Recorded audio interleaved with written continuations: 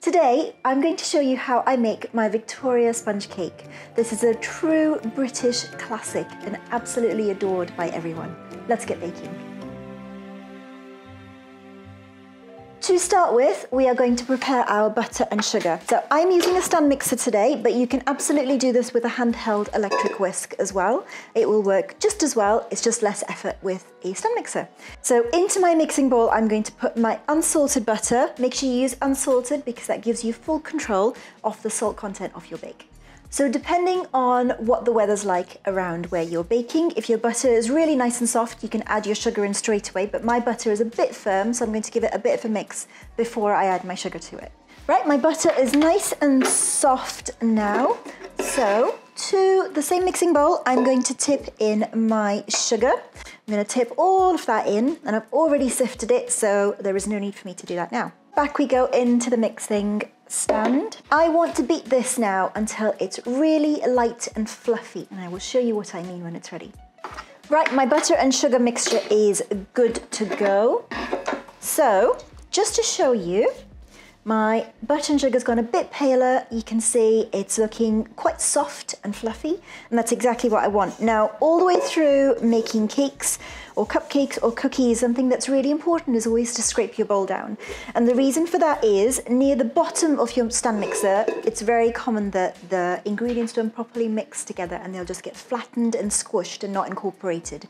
And what that then means is when you come to scrape it all out at the end to bake it, whether it's in a cake tin or cookies as a cookie sheet, what you will then have is you'll have a bit of unmixed ingredients in the bottom, and so you will get uneven bakes because your ingredients aren't mixed together. It's pretty obvious, really. To my butter and sugar, I am now going to sift in my dry ingredients. So into my sieve that's over my bowl, I'm going to put my plain flour, baking powder, bicarbonate of soda, and finally salt. Sieve all of that in. Once you've sifted all your dry ingredients in, we're going back to mix it all together again.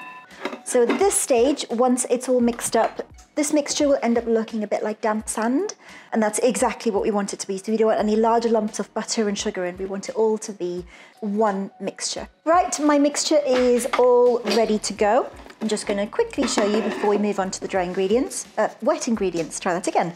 So you can see my mixture, if I use my spatula to bring it out and show you, it's got that slightly damp look to it, but it still very much looks like your dry ingredients, your flour, it's just slightly damp. That is perfect. We're going to set that aside for a moment. Now, into a jug, I'm going to mix my wet ingredients together. So my wet ingredients are some yogurt. Now, I love using yogurt in cakes. I find it makes my cakes really tender and it keeps them really moist. I know that a traditional Victoria sponge is not this recipe at all, nor is it this method of making a cake. But this is my favorite way of making cakes, and so this is what I'm sharing with you today. In case you are interested, a very basic method of making a vanilla cake is using the basic measures of 4-4-4-2. That's 4 ounces each of butter, sugar and flour, and 2 eggs. You put that in a bowl, mix it all together, pop it in your tins and bake. And that is a very simple, basic way of making vanilla cake. And put some vanilla in. I didn't say that bit before. But my version is a little bit different, and the method is a little bit different too, as you've probably noticed. So into this jug, let's continue. I have my yogurt. I am going to crack in 2 eggs, and I'm also going to add in some vanilla. Let's give it a quick mix together. So into my stand mixer, I'm going to put most of this mixture, probably 3/4 of my wet mixture, and then I'm going to give that a mix together. And this should look like a really thick cake mixture by the time it's all combined. And once that's just combined, I'm going to do a quick scrape down of my bowl before I add in the rest of my wet mixture. And again, this is to make sure that all my ingredients are really well combined together, really evenly. Right, bowl scraped down, I'm going to add the rest of my wet ingredients into my dry. And once I have put this in, I'm going to mix it all together first, and then I'm going to turn the speed up to about a medium speed and mix it for a couple of minutes just to get some really good structure in my cake. Lovely. So my mixture is now really lovely and light and airy and really silky smooth. Absolutely gorgeous.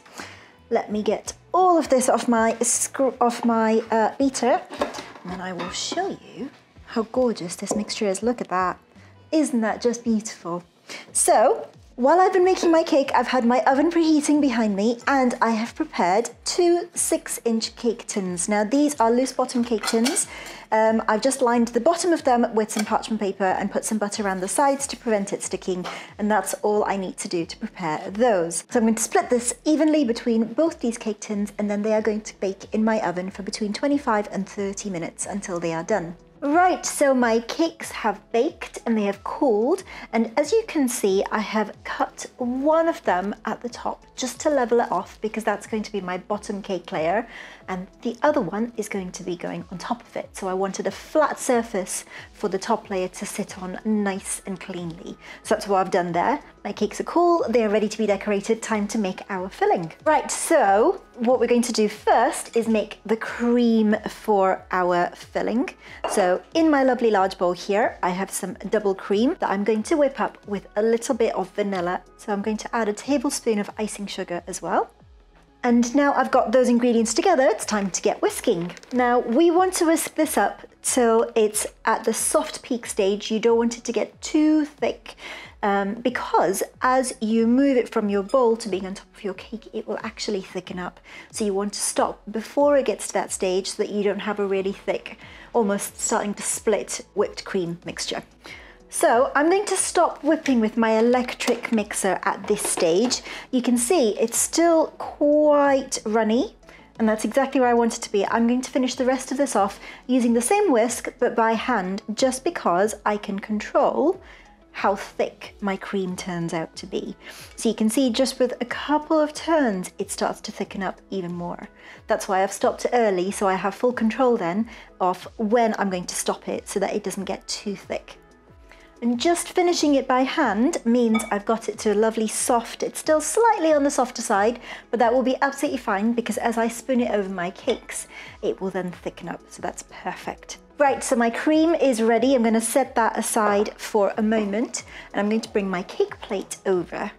So onto my cake plate, I'm going to put my bottom layer of cake, and onto that, I am going to put some jam. So I have here some strawberry jam, and it's just been given a little bit of a stir, just so there's no lumps in it, so that it spreads nice and easily over my cake. So I like a really generous amount of jam on my cake, and I'm ready for my cream layer. So that cream that I whipped up earlier, so you can see, just leaving it to sit for a couple of minutes and then giving it a little bit of a stir, how it's thickened up really beautifully. That's exactly what I want.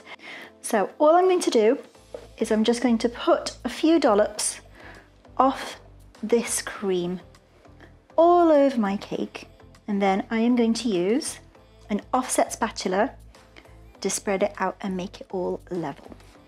I'm just going to very gently push it down just to get it to spread out nice and evenly across the whole cake. So once you have done your cream, that is technically, for a traditional Victoria sponge, you would put your next layer of cake on top and you would dust some icing sugar over the top of that, and that is it, done.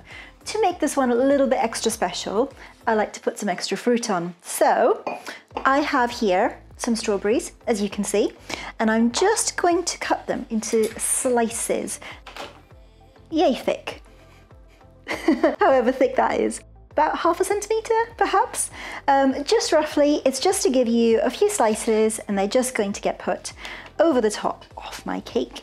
I am going to grab my other slice of cake, and it is going to go on top of this beauty.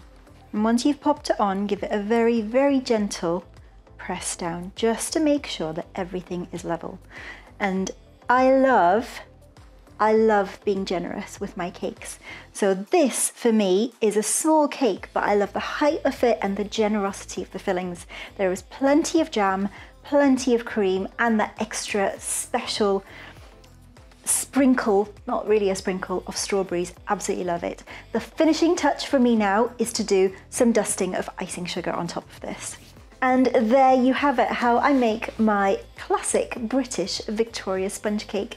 Hope you've enjoyed this video. Don't forget, guys, we want you to make these. So if you go ahead and make this, let us know in the comments below.